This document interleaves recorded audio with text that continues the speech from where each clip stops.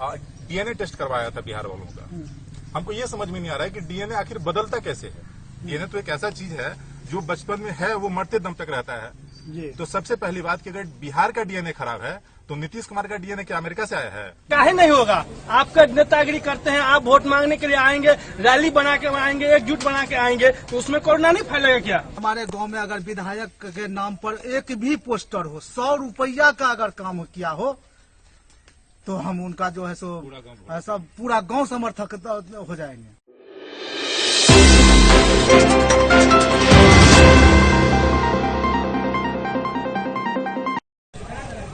नमस्कार, मैं हूं मनोज कुमार और आप देखना शुरू कर दिए हैं एबीएन लाइव।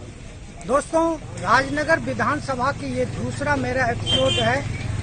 आज मैं आ चुका हूं जनता की मुद्दा को जानने के लिए कि वो वोट में किस मुद्दे पर वोट करने जा रहे हैं। ये जानने के लिए आज हम पहुंच चुके हैं भटसिमट चौक हैं और यहाँ से जनता की राय जानेंगे कि आखिर वो किस मुद्दे पर इस बार विधानसभा में वोट करने जा रहे हैं। तो चलते हैं और जानते हैं कि उनके मन में क्या चल रहा है। क्या वो वर्तमान विधायक से पूरी तरह से संतुष्ट हैं अथवा संतुष्ट नहीं हैं। ये सारी बातें हम जनता से ही जानेंगे। तो चलते हैं जनता की राय जानने के लिए कि इस बार विधानसभा में उनका क्या राय बनेगा और किस आधार पर वो वोट करने जा रहे हैं। भटसिमट चौक से ही एक जो युवा वोटर हैं, युवक कह सकते हैं, युवा वोटर हैं जो ये भी अपना राय रखना चाहते हैं। इनका नाम बालचंद्र राम बता रहे हैं। क्या वर्तमान विधायक से पूरी तरह से खुश हैं? वर्तमान विधायक से खुश नहीं हूँ। क्यों?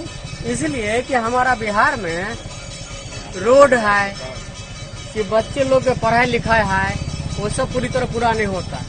जो सरकार पैसा देता है वो नेता लोग खा जाता है रास्ता में। हम लोग विदेश जाता हूँ कमाने के लिए, उस सब हमको अच्छा नहीं लगता। हमको ये सुविधा होना चाहिए, सरकार से ही बोलूंगा कि बढ़िया स्कूल और रोड बनाया जाए और लड़के लोग जो पढ़ाई करना चाहता है उसको खुश रखना चाहिए। एक बुजुर्ग मतदाता के मन में क्या चल रहा है वो जानने के लिए हम आए हैं। पूछते हैं हीरानंद झा जी से, पूछते हैं कि आखिर वो इस बार जो चुनाव करेंगे तो क्या मुद्दा रहेगा आपके सामने? हमारे सामने मुख्य मुद्दा है रोड और एक नहर। जो नहर बना हुआ है पैसा सबको पेमेंट हो गया है, लेकिन इससे फायदा हम लोगों को नहीं है। बारिश नहीं होता है तो हम लोगों का सब फसल जो है तो बर्बाद हो गया। उस इलेक्शन से पहले हम लोग रामप्रीत को बताए थे, जो अभी फिलहाल विधायक हैं, तो वो बोले कि हाँ इस बार जो है तो ये रोड नहर हम करवा ही देंगे। लेकिन वो बोल के गए, जीत के गए, लेकिन आज तक वो फिर इसको देखने के लिए नहीं है। राजनगर विधानसभा के दूसरी कड़ी में हम पहुंच चुके हैं। राजनगर विधानसभा क्षेत्र के राजनगर प्रखंड के पचदही गांव के राधा कृष्ण मंदिर, जहां बहुत सारे बुजुर्ग बैठे हुए हैं, मतदाता बैठे हुए हैं और जानना चाहेंगे इनसे कि असली मुद्दा राजनगर विधानसभा में जो इस बार वोटिंग होगी तो उसमें असली मुद्दा क्या रहेगा, वो इनसे जानते हैं। सबसे पहले ऐसा जो लोकल मुद्दा होता है, सड़क, बिजली, पानी, सबसे मेन बात है जो विधायक है उसको हम लोग अभी तक चेहरा भी नहीं देखे हैं, ये कैसे है नहीं है। वो जो आगे बार जीते हुए थे फिर अभी तक आए नहीं है घूम करके यहाँ, तो किस आधार पर उनको वोट दिया जाएगा? इसकी नाराजगी है। हाँ, और मतलब इस नाराजगी को और कोई काम को लेकर के नाराजगी, जो काम तो मतलब यहाँ तो आए ही नहीं है तो काम कहाँ से होगा? काम भी नहीं आया, नहीं, न खुद आए न काम आया, कुछ काम नहीं आया थे। इनसे जानना चाहेंगे कि आखिर ग्रामीण क्षेत्र में बहुत सारे लोकल मुद्दे होते हैं, इस बार आपका मुद्दा क्या रहेगा वोटिंग? विकास का मुद्दा। विकास में क्या? हम लोग जो चुन करके रामप्रीत पासवान को दिए थे वोट बहुत आशा से, और अभी तक जीतने के बाद अभी तक उनके चेहरा हमने वो लोग नहीं देखे। बहुत सारी मुद्दा है, जैसे हमारे पोखरा में प्रोटेक्शन वाल था, जब हम उनके क्या कहते हैं उनका आदमी आए हुए था तो उनसे हम पूछे जो प्रोटेक्शन वाल क्यों नहीं हुआ, तो वो बोले कि जो हमारे क्षेत्र में नहीं आता है, हमारे काम के दायरे में नहीं आता है। हाँ, तो तब कहाँ से होगा? प्रोटेक्शन वाल नहीं बना, सड़क सबका जर्जर स्थिति बना हुआ है। गली कुची जो है सो कीचड़ से भरा हुआ है। जैसे हम धान रोप देंगे तो उस गली में हो जाएगा। तो यही विकास का मुद्दा है। कुछ ने आज तक उनका चेहरा भी नहीं देखे, तो हम लोग किस तरीका से उनको वोट देंगे। वर्तमान विधायक के जो कार्यकर्ता हैं वो लोग तो दावा कर रहे हैं कि 95% हमारे क्षेत्र में सारे काम सड़क तैयार हो गए हैं। तो सर हम आप ही को कहते हैं, हमारे गांव में अगर विधायक के नाम पर एक भी पोस्टर हो, 100 रुपया का अगर काम किया हो, तो हम उनका जो है सो ऐसा पूरा गांव समर्थक हो जाएंगे। 100 रुपया का अगर काम हुआ हो तो एक भी काम नहीं हुआ है, तो उनका दावा पूरी तरह से एकदम गलत है। एकदम गलत है। मेरे गांव पसदही में जो 100 रुपया का अगर काम नहीं हुआ है, कहते कहते हमारे गांव जो है सो त्रस्त हो गया, लेकिन वो नहीं आए। कैसा उनका चेहरा है रामप्रीत पासवान का, अभी तक नहीं देखे। हम लोग उनको पहचानते भी नहीं। इस बार मुद्दा आप वोटिंग करेंगे, क्या मुद्दा लेकर के क्या सोच रहे हैं दिमाग में कि ये सब होना चाहिए था तो वोट हम पहले को करते।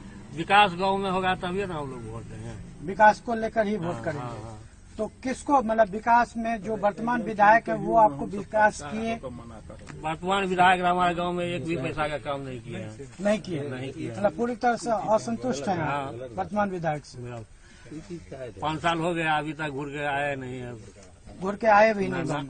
आप बताइएगा कि क्या मतलब आप भी के नजर में वर्तमान विधायक को हम लोग पहचानते भी नहीं है कि कौन है। पहचानते भी नहीं? पहचानते भी वोट तो दिए होंगे पिछले साल।